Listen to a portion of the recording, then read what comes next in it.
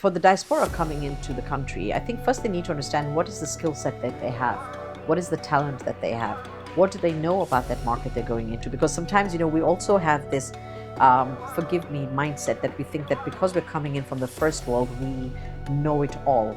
And we're going to come in and we have the solutions for poverty and for the Africans and all. But that's not what you're supposed to be coming in here with a mindset of entrepreneurship. You're here to make money. But while you're here to make money, you also have to make sure that you lift the people in the community. How are you going to create jobs? What is it that you're going to come and do that is different for them in terms of their lifestyle, their health? How are you going to be able to make sure that tradition also continues to remain as an integral part of it?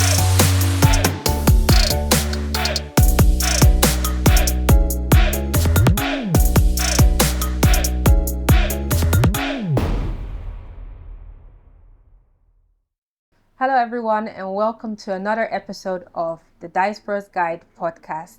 So we have another exciting episode coming your way. Today, we'll be talking a bit more about the importance of a lawyer when it comes to doing business in Ghana.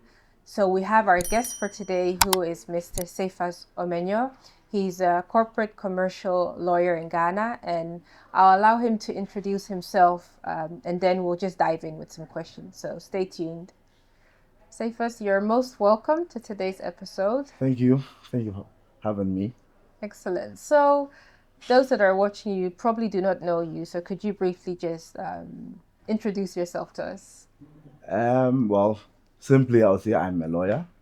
I do a lot of corporate commercial practice, negotiations, transactions, and I also do quite a lot of international investment law in Ghana, especially where I help businesses move into Ghana with their regulatory compliance and stuff like that. So that's mostly what I do. Yeah. Excellent. Well, then I'll go straight into it. So people in the diaspora, some are looking at doing business in Ghana, investing in Ghana. Is a lawyer important? If so, why? Why is it so important to have a business lawyer or a lawyer involved when it comes to investing in Ghana? Well, I mean, a lawyer is very, very important.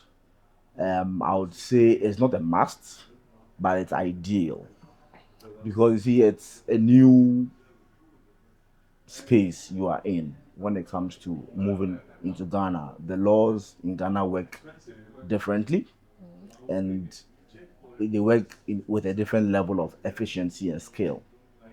And so it's always important to have someone who is on the ground, who understands how things work, and who also appreciates what your needs are, and then could rightly help you weave your way around it. And so it's ideal to have a lawyer. Of course, we have other people on the ground who would seem to, know how certain things could be, but then having a lawyer, and of course a good one at that, would always give you the best of advice so that you don't have to waste your money, and you are also well informed as to what decisions you would want to take. So it's always best to have a lawyer. So when do you involve a lawyer?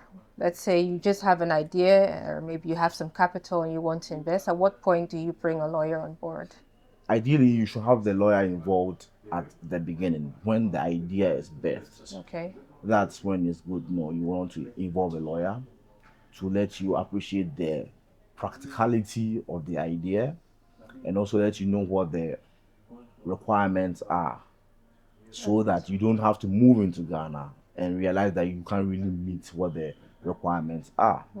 It's also important because a lawyer would also let you know how the terrain is, and so that you can be informed whether or not you even want to move into Ghana for that business at all.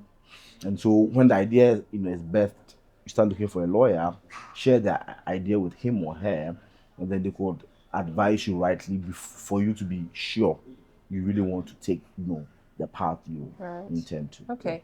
Are there some basic requirements that people need maybe when they're outside of Ghana? So let's say in the Netherlands and they want to invest in Ghana.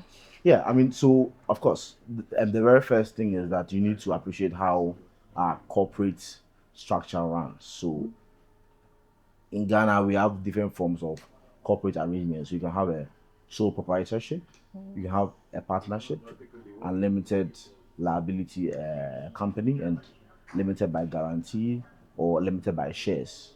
You need to appreciate these ones and even know from the beginning which business form will be ideal for the idea you have. That's the first thing. So aside the business form, you also want to look at what the requirements are for the business form you choose. So for instance, most people will go in for a limited by shares company. So you need to know, for example, that there needs to be a minimum of two directors, one of whom should ordinarily be resident in Ghana. You'd also want to look at what the other, so yes, that, and then also there could be, the law allows for a minimum of one shareholder, so you don't need to always have other people as shareholders. Only one person could be a shareholder depending on what you want to do. And of course, you also be wanting to look at the tax element of what you are doing, whether you are operating in a specialized or a regulated industry or not, what the tax requirements are. Of course, your business is looking at their profitability, so you also want to know what the tax rates are. Again, you also want to look at the inputs you need for your business. So for instance, if you need land for your business, you want to look at what the land acquisition is, where you would want to position your land. Again, even with respect to tax, sometimes where you position the factory, for instance, if it's you are going into manufacturing, will have some tax incentives. So sometimes if you want to set up your factory outside Accra, the tax rates are a little bit lower than if you set up in Accra. So these are all things that you would want to ask and inquire before you make it the actual move. Yes. So, why do you think sometimes people go ahead with their businesses without involving a lawyer? You know, we are in the information age, and so information abounds. Unfortunately, however, in Ghana, the information you find, especially unfortunately, from the regulatory organization online, are not always as it is on the ground. And so you find that someone reads on GIPC and comes to tell you, the lawyer, that, well, I've read this and this and that, and this is how it should be. But the actual application on the ground may be a little bit different. So, for instance, if I could just give you a quick example. If a foreigner or decides to move into Ghana, they know about the GIPC. You know, they should register with the GIPC.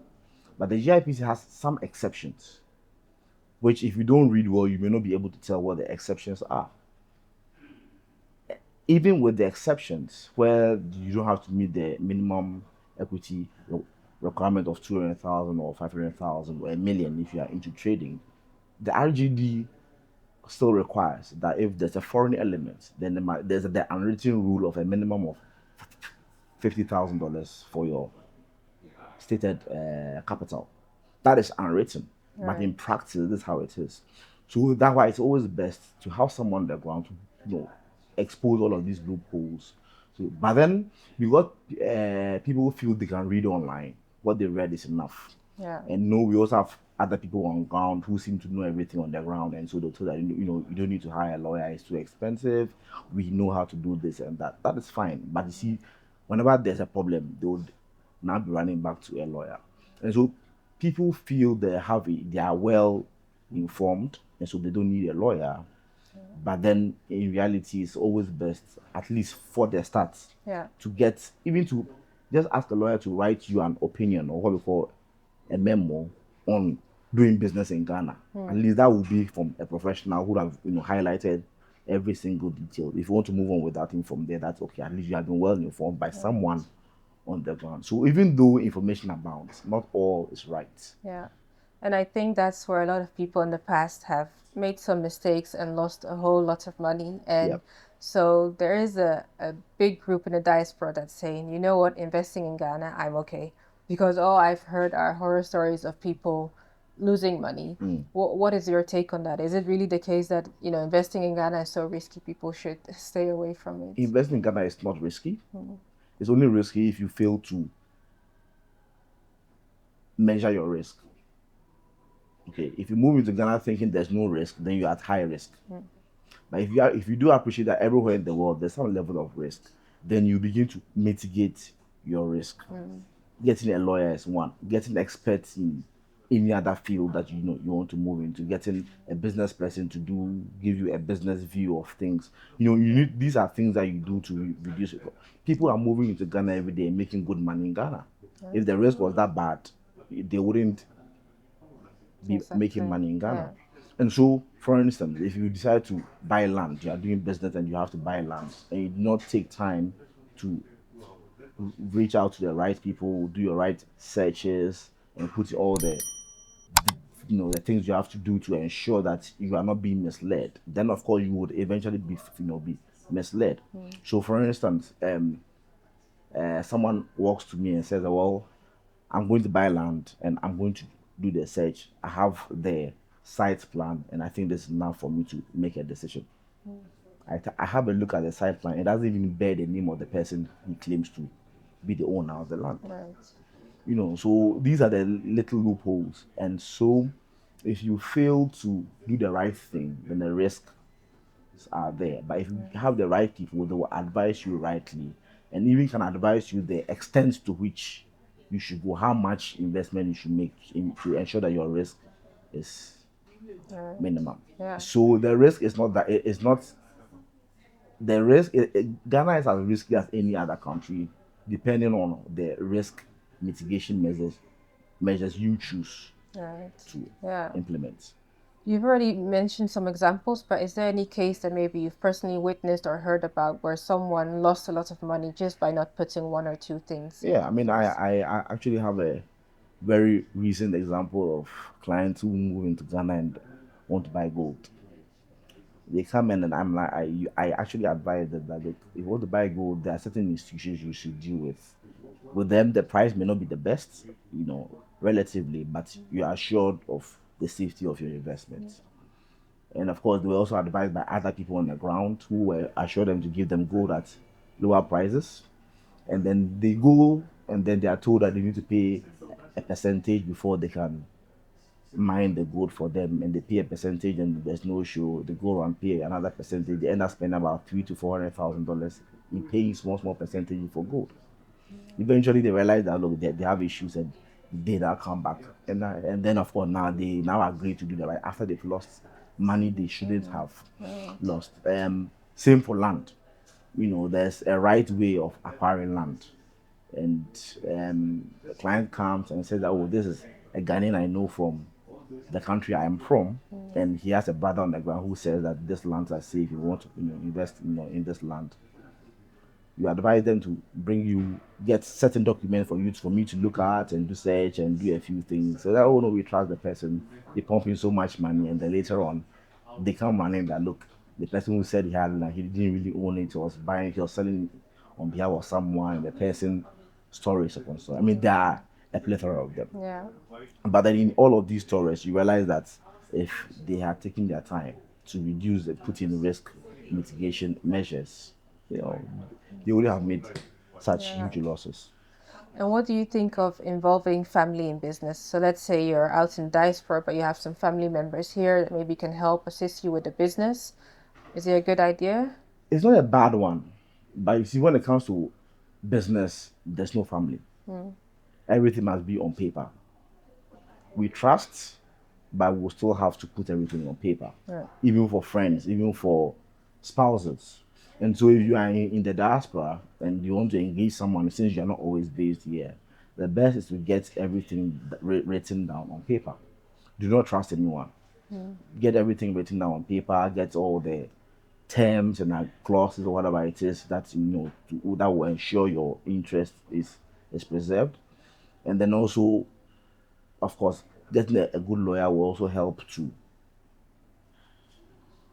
direct you in ways to, So, for instance, I advised a client recently where he was, trying to, do some business with a friend. There's a friend, and sometimes you have to set up an escrow account. These are things we think, these for the big boys when you're doing big transactions, but these things are available just to ensure that the drawdowns from the monies are under strict supervision and the terms are clear. The bank knows that this can only take this amount when he proves this or proves that. These are ways you can, these are measures. So whether it's friends or family, you treat them as business persons, and with the right advice, you'll be able to mitigate the risk. Good. Yeah. And then if we look at maybe joint ventures, because there are lots of entrepreneurs in Ghana, young entrepreneurs, some with brilliant ideas, businesses, and maybe they need some kind of capital. Then there are also people in the diaspora that maybe are not looking to move to Ghana. Yeah. They don't want to start a business from scratch, but they may want to invest or put up a joint venture. Are these things they can look into, and how do they go about it? Yeah, I mean that's one form of business. Quite a number of diasporans get themselves into. Baseline is, if you find a young person or a young business you want to invest in, do your due diligence well. Due due diligence about the service or the product they are involved in. Due diligence about whatever investments they have made already. Due diligence about whatever steps they intend to take, and be involved in it, either yourself directly or get a proxy, a lawyer, or someone, or a trust company, or somebody who has that responsibility to take care of your interest, to be on the ground to, supervise whatever is being done in your interest, so that if you want to push in some money, there's someone on the ground to ensure that the money is released on a milestone basis.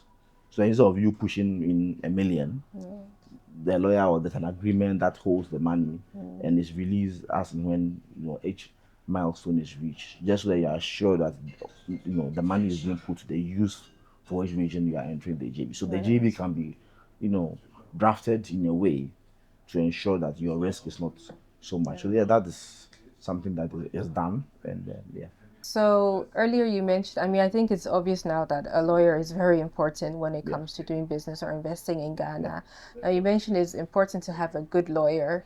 Doesn't mean they're bad lawyers. When do you know that someone is a good lawyer or a good fit? Yeah. I mean, so what I meant by a good lawyer is that not all lawyers are involved in every kind of industry. Okay. Some industries are quite specialized. And so if you go for a lawyer who is not much involved in a particular industry, then he may not be abreast of what the issues are, and he will not be able to give you the best advice. Right. And so it's always best to get a lawyer who works in the particular industry or does the kind of thing that you are interested in, so that that person can give you the best advice.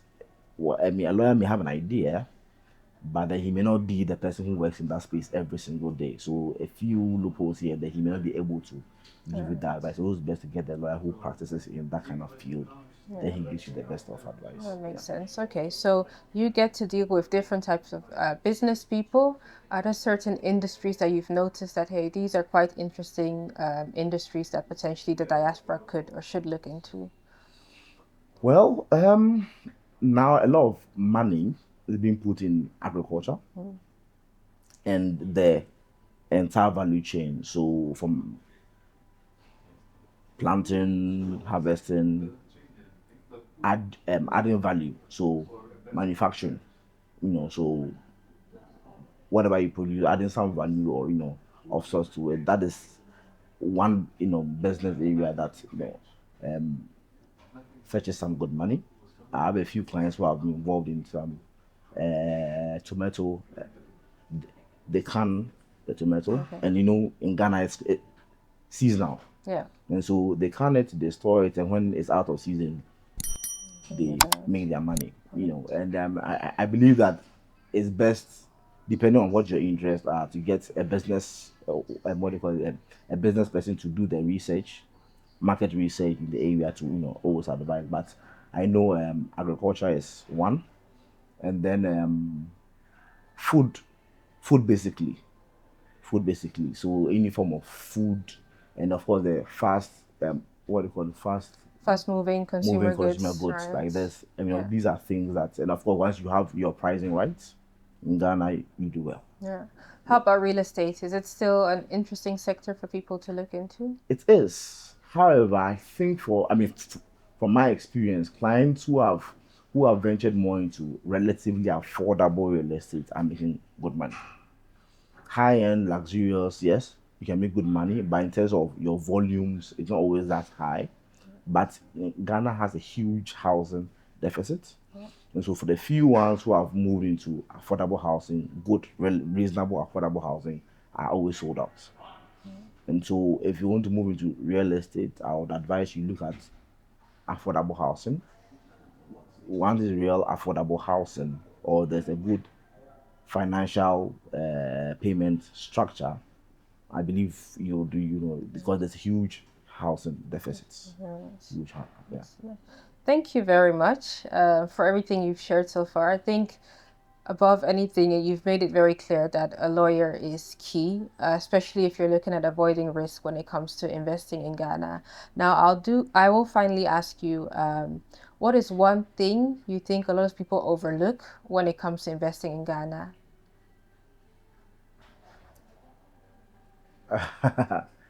Well, I think they take our legal regulatory structure for granted.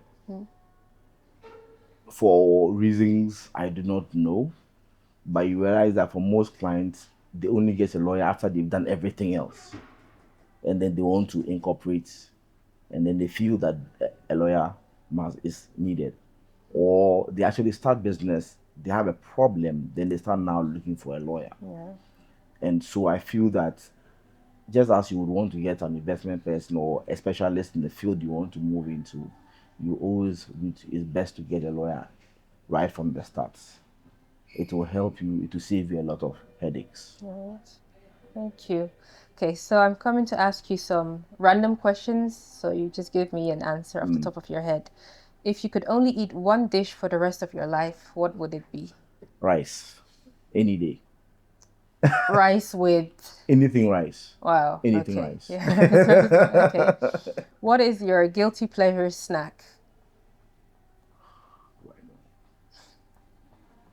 I don't think I Really? You're not a snack person? not really. Okay. Not really. I Okay. don't think I Okay. have Are you more of a morning person or a night owl?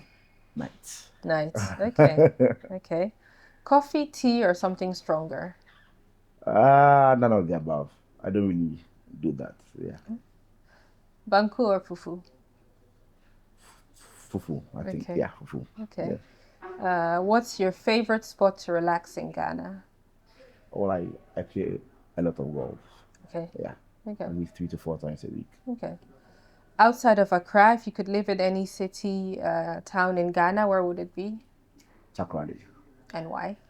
Chakradi is very calm, yet it has the most, the essentials you need. And it's also close to very nice, clean beaches.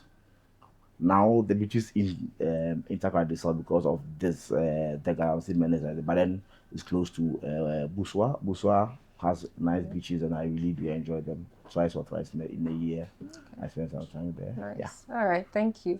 Thank you very much for your time. Thank you It was really too. informative. Thank you. Thank you. And thank you as well for watching. Once again, we hope that you were informed and that if you weren't convinced already, you are, that a lawyer is very key when it comes to doing business in Ghana and investing in Ghana. We're always here to assist you as a Diaspora desk. If you are looking at engaging different lawyers, we're happy to assist you with that. And I also want to say a big thank you to the Ghana Netherlands Business and Culture Council for sponsoring this episode with the Sisters of the Royal Netherlands Embassy. Thank you. And make sure, if you haven't already, you subscribe, comment, and like. Thank you, and see you next time.